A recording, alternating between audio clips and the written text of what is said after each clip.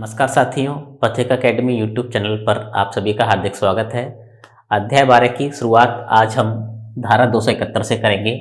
धारा 271 में नगर पालिका की सीमाओं के बाहर वधशालाएं आदि के बारे में प्रावधान है।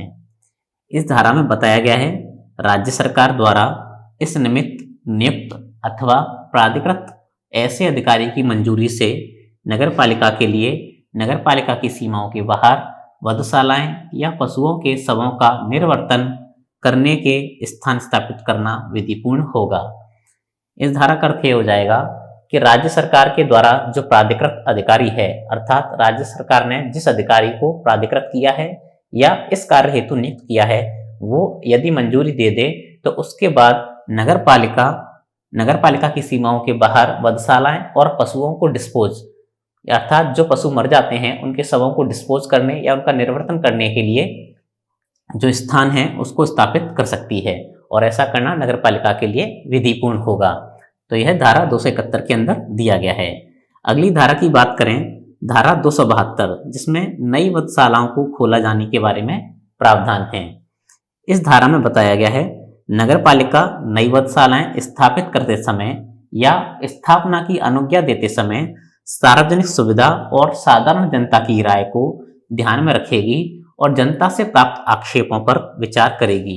तो इस धारा का अर्थ भी ये हो जाएगा कि जब नगर पालिका नई वधशालाओं की स्थापना कर रही होगी तो वह जो सार्वजनिक सुविधाओं का और जो जनता है उसकी सुविधाओं का ध्यान रखेगी। यदि जनता कोई आक्षेप करती है तो उन पर विचार करेगी। तो इस प्रकार की उपबंध इस धारा के अंदर दिए गए हैं। अगली धारा है धारा 273, जिसमें वे शक्तियां जिनका खतरनाक रोगों को रोकने के लिए प्रयोग किया जा सकेगा उनके बारे में बताया गया है। यहाँ पहला पॉइंट है, यदि कोई खतरनाक रोग से पीड़ित है तो इसकी सूचना चिकित्सा व्यवसायी, घर का मुखिया या कारखाने या शैक्षिक संस्था का प्रबंधक नगर पालिका द्वारा अभिहित व्यक्ति को कर देगा। इस पॉइंट का अर्थ समझें तो इस पॉइंट में यह बताया गया है, यदि कोई व्यक्ति खतरनाक रोग से पीड़ित होता है तो जो घर का मुखिया है या जो कुटुंब का मुखिया है जिसके नियंत्रण में वह व्यक्ति रह रहा है, या फिर हो सकता है चिकित्सा व्यवसायी जो चिकित्सा का कार्य करता है, उसके द्वारा यह सूचना प्राप्त हो कि कोई व्यक्ति पीड़ित है खतरनाक रोग से, वह या किसी कारखाने का या शैक्षिक संस्था का प्रबंधक, जैसे हो सकता है वह व्यक्ति किसी कार्य में रत हो, कारखाने में कार्य कर रहा हो तो वह छुट्टियों पर रहेगा। तो ऐसी स्थिति में जो कारखाने का प्रबंधक है उसको सूचना प्राप्त होगी कि यदि व्यक्ति खतरनाक रोग से पीड़ित है। इसी प्रकार यदि कोई छात्र है जो शैक्षिक संस्था में जाता है तो रोग के कारण वह नहीं जाएगा, तो इस कारण उस संस्था प्रधान को भी जानकारी हो जाएगी कि व्यक्ति या वह छात्र रोग से पीड़ित है। तो इन लोगों की जिम्मेदारी यह होगी कि यदि कोई व्यक्ति खतरनाक रोग से पीड़ित होता है तो वह नगर पालिका के द्वारा जिस व्यक्ति को निर्धारित किया गया है उस व्यक्ति को सूचना दें कि वह व्यक्ति खतरनाक रोग से पीड़ित है। तो यह उनकी जिम्मेदारी होगी।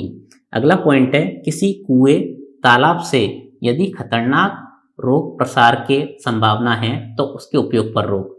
अब कई बार आपने सुना भी होगा, कई बार किसी के पानी या किसी संक्रामक व्यक्ति के द्वारा यदि पानी का उपयोग कर लिया जाता है या फिर उस कुएं का पानी या किसी तालाब का पानी ही प्रदूषित होता है, तो ऐसी स्थिति में वहां से संक्रामक रोग फैलने की संभावना होती है।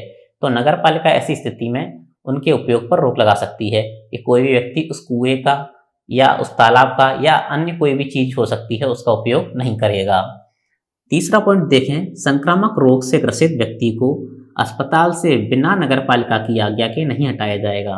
तो यहाँ बताया गया है कि कोई व्यक्ति जो संक्रामक रोग से ग्रसित है, यदि वह अस्पताल में भर्ती है तो वह बिना नगर पालिका की आज्ञा के वहां से छुट्टी लेकर घर नहीं आ सकता है, अर्थात उसे बिना परमिशन के अस्पताल से नहीं हटाया जाएगा। अगला पॉइंट देखें, किसी भवन को रोगाणु रहित कराने की शक्ति व्यय स्वामी द्वारा, यदि गरीबी की हालत हो तो नगर पालिका के द्वारा।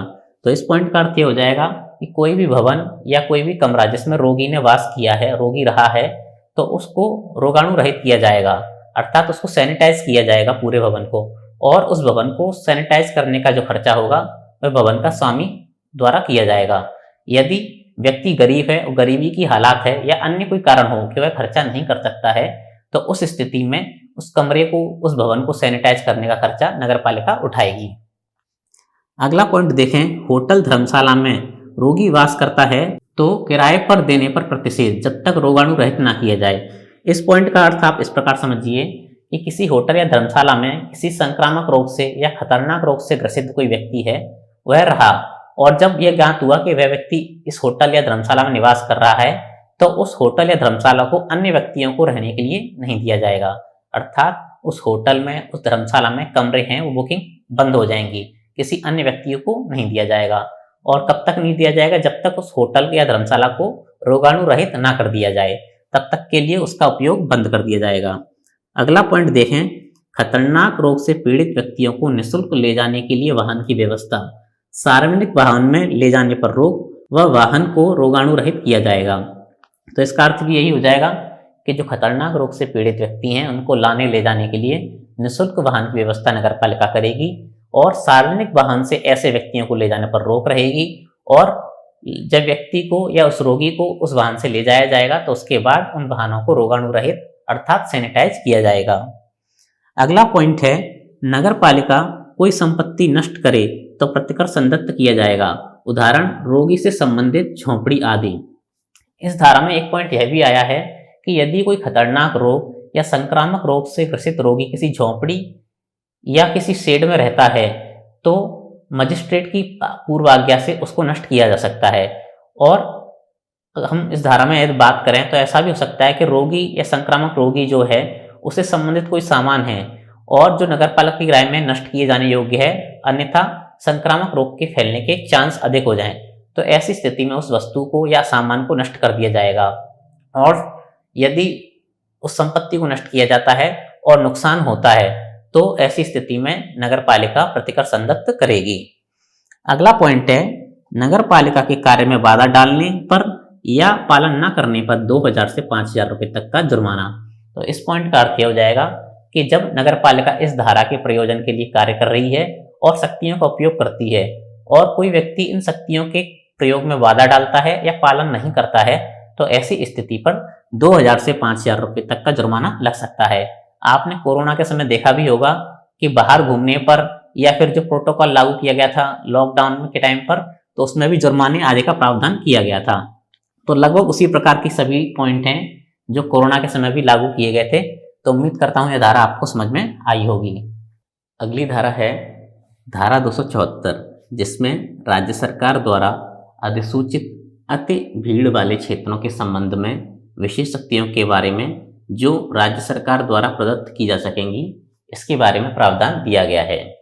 यहाँ पहला पॉइंट है, यदि राज्य की राय में किसी क्षेत्र के अधिभोगी या पड़ोसी को निम्न के कारण रोग का खतरा पैदा हो सकता है या इसकी संभावना है, जिसमें पहला पॉइंट है, भवन या भवन ब्लॉक भीड़ युक्त बन सकते हैं।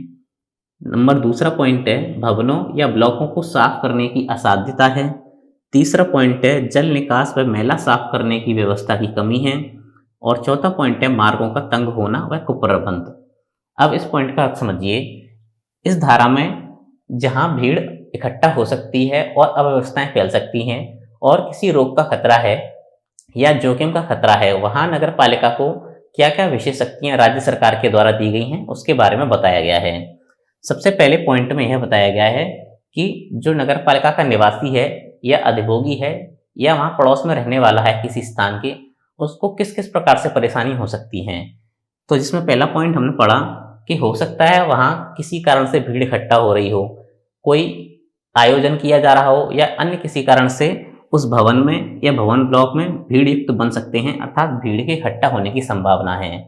दूसरा है, यदि भीड़ इकट्ठा होती है तो उन भवनों को और ब्लॉकों को साफ करने की असाध्यता, अर्थात भवनों में सफाई करने की व्यवस्था प्रॉपर तरीके से ना हो पाए। तीसरा है, जल निकास में मैला साफ करने की व्यवस्था की कमी हो। और चौथा हमने पढ़ा है कि मार्गों का तंग होना व कुप्रबंध होना, अर्थात जहां भीड़ इकट्ठा होने वाली है वहां के जो रास्ते हैं वह तंग हों, कुप्रबंध हों, तो इसके कारण भी जोखिम पैदा हो सकता है और खतरनाक रोग इत्यादि भी फैल सकते हैं। आपने देखा भी होगा कि कई बार जो मेले इत्यादि का आयोजन किया जाता है तो वहां कई प्रकार की व्यवस्थाएं नगर पालिका के द्वारा पहले ही कर ली जाती हैं।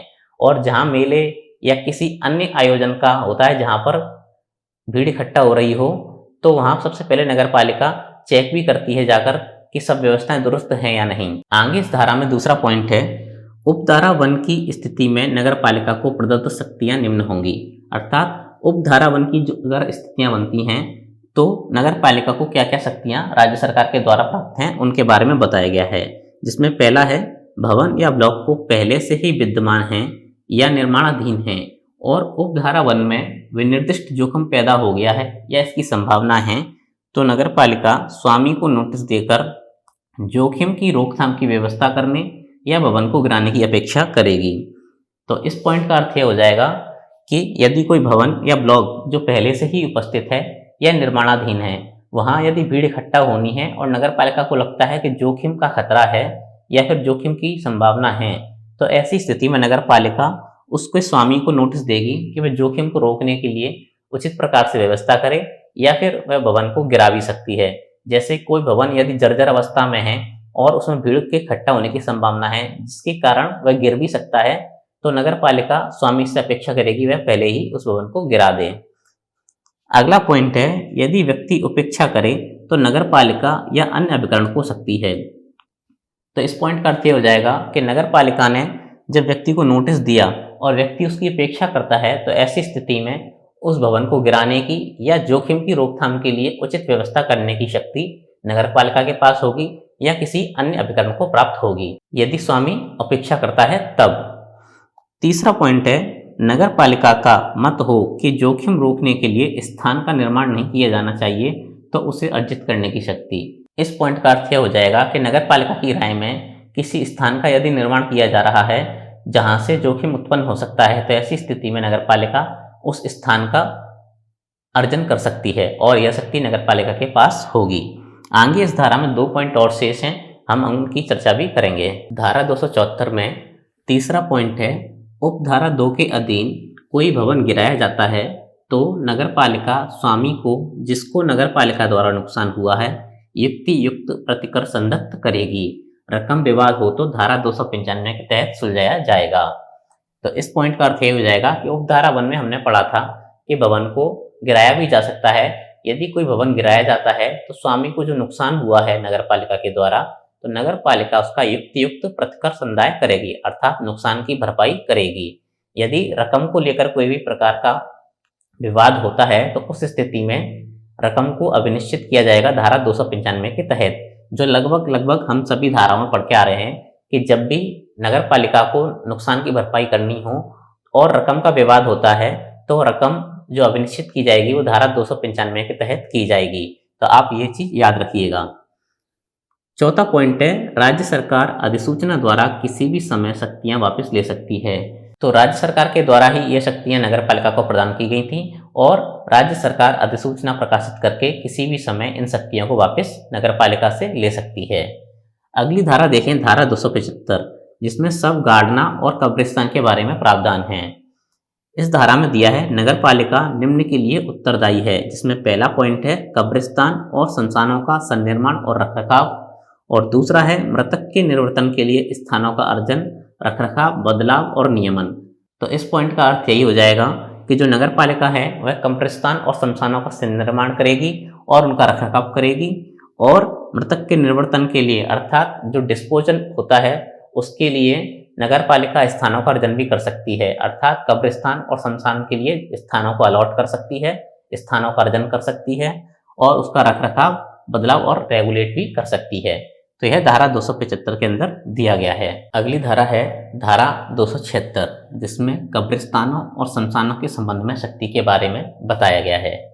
इस धारा में पहला पॉइंट है, नगर पालिका की सीमाओं में या 1 किलोमीटर के भीतर स्थित कब्रिस्तान या श्मशान की भूमि को निदेशक जनस्वास्थ्य या जिला चिकित्सा अधिकारी द्वारा पड़ोस में रहने वाले व्यक्तियों के स्वास्थ्य के लिए खतरनाक बताया जाता है तो नगर पालिका सूचना में विनिर्दिष्ट तारीख से बंद करने का आदेश दे सकेगी और दफनाने व जलाने के लिए उचित स्थान की व्यवस्था करेगी। अब इस पॉइंट का अर्थ समझिए। इस पॉइंट में बताया गया है कि यदि कोई कब्रिस्तान या श्मशान जो नगर पालिका की सीमा में हो या नगर पालिका की सीमा से 1 किलोमीटर के दायरे में हो और उस भूमि को अर्थात उस कब्रिस्तान या श्मशान की जो भूमि है उसको निदेशक जनस्वास्थ्य या जिला चिकित्सा अधिकारी द्वारा उसके पड़ोस में रहने वाले व्यक्ति अर्थात जो व्यक्ति कब्रिस्तान या शमशान के पड़ोस में रहता है उस व्यक्ति के लिए हानिकारक बताया जाता है या खतरनाक प्रमाणित किया जाता है, तो ऐसी स्थिति में नगर पालिका उस शमशान को या उस कब्रिस्तान को बंद करने का आदेश दे सकती है और शमशान और कब्रिस्तान के लिए अलग से उचित स्थान की व्यवस्था नगर पालिका करेगी। दूसरा पॉइंट है, नगर पालिका की लिखित अनुज्ञा के बिना कोई नया शमशान या कब्रिस्तान नहीं बनाया जाएगा। तीसरा पॉइंट है, यदि कोई व्यक्ति नगर पालिका की आज्ञा के बिना किसी ऐसे स्थान जो शमशान या कब्रिस्तान नहीं है में सबको जलाता या दफनाता है या बंद करने की तारीख के बाद शमशान या कब्रिस्तान में जलाने या दफनाने की आज्ञा देता है तो 1000 रुपये से 2000 रुपये का जुर्माना लगेगा। अब इस पॉइंट का अर्थ यह समझिए कि यदि कोई व्यक्ति नगर पालिका से बिना आज्ञा लिए किसी ऐसे स्थान पर सबको जलाता या दफनाता है जो कब्रिस्तान या शमशान नहीं है, या फिर दूसरा पॉइंट यह दिया गया है कि किसी शमशान और कब्रिस्तान को बंद कर दिया गया है और उसके बाद भी व्यक्ति उसमें सबको जलाता या दफनाता है या फिर सबको जलाने या दफनाने की परमिशन देता है, तो ऐसी स्थिति में उस व्यक्ति पर 1000 रुपये से 2000 रुपये तक का जुर्माना लग सकता है। और चौथा पॉइंट है कि आदेश से व्यथित व्यक्ति 30 दिन के भीतर कलेक्टर के समक्ष अपील कर सकता है। तो इस धारा के तहत जो भी आदेश दिए जाएंगे, यदि कोई व्यक्ति उससे व्यथित होता है तो वह कलेक्टर के समक्ष 30 दिन के भीतर भीतर अपील कर सकता है। तो धारा 276 के अंदर यह दिया गया है। उम्मीद करता हूं यह धारा आपको समझ में आई होगी। अगली धारा है धारा 277, जिसमें शवों को ले जाने का विनियमन के बारे में बताया गया है।